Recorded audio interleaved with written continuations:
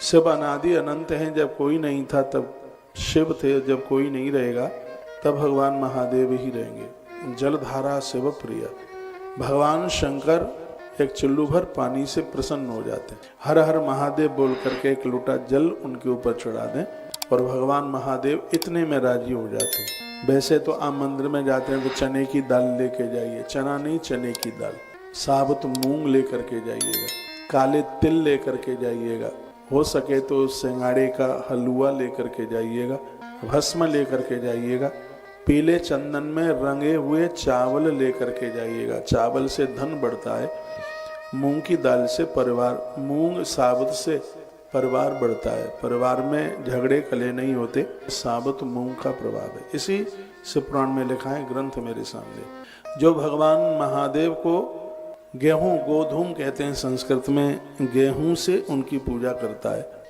1 लाख गेहूं भगवान शंकर के ऊपर चढ़ा दिए जाएं तो घर में कभी संतान का अभाव नहीं हो सकता, नारी कभी बांझ नहीं हो सकती। ये प्रमाणित बात है, इस ग्रंथ में ये लिखा हुआ है। कुंभ शिव को बड़ा प्रिय है। यदि चंदन में कुमकुम मिलाकर महादेव को चढ़ा दिया जाए तो बहुत ही प्रिय है।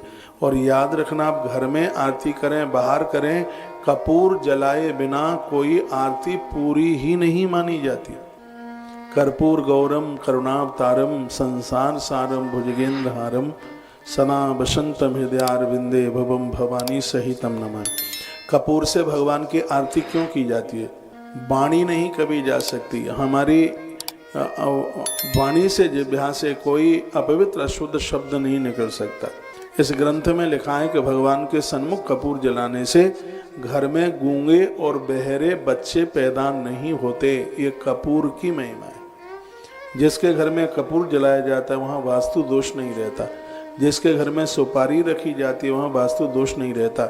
जिसके घर में कलावा रखा जाता है पूजा में, उसके घर में वास्तु दोष नहीं रहता। जिसके घर में तुलसी पूजी जाती है वहाँ पितृ दोष नहीं रहता। जिसके घर में बेल पत्र पूजा जाता है वहाँ ब्रह्मा विष्णु महादेव अपना आसन लगा करके बैठ जाते हैं।